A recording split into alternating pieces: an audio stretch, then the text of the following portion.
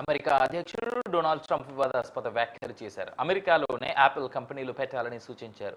కంపెనీకి అన్ని విధాలా అండగా ఉంటామని తెలిపారు. భారత్లో యాపిల్ కంపెనీ పెట్టాల్సిన అవసరం లేదని తేల్చి చెప్పారు Trump. You're very good. You're coming in with $500 billion, but now, and we have Apple, as you know, it's coming in.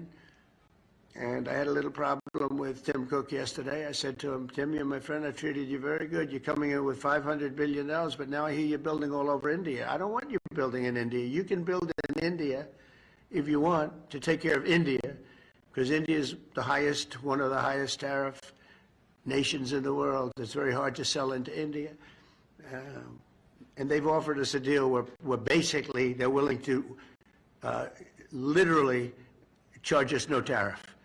So we go from the highest tariff, you couldn't do business in India. We're not even a top 30 in India because the tariff is so high, to a point where they have actually told us, I assume you too, Scott, you were working on that also, that there will be no tariff, right? Would you say that's a difference?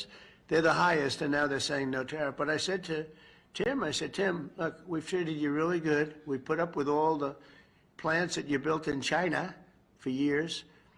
Now you got to build us. We're not interested in you building in India. India can take care of themselves. They're doing very well. We want you to build here, and they're going to be upping their production in the United States. Apple. So Apple's already in for $500 billion. ఏపీలో పారిశ్రామిక ప్రగతికి వేగంగా అడుగులు పడుతున్నాయని ముఖ్యమంత్రి చంద్రబాబు అన్నారు. సచివాలయంలో CM Chandrababu అధ్యక్షతన 6వ SIPB సమావేశం జరిగింది. కూటమి ప్రభుత్వం పాలసీలతో పెట్టుబడులకు దేశ విదేశీ సంస్థలు ఆసక్తి చూపుతున్నాయన్నారు.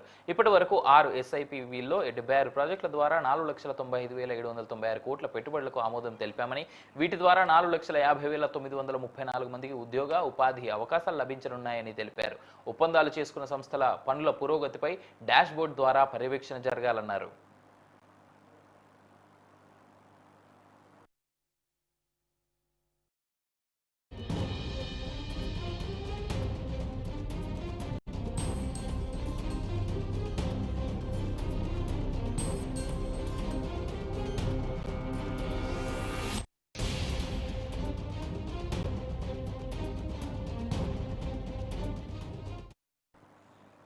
అవినీతి, అధికార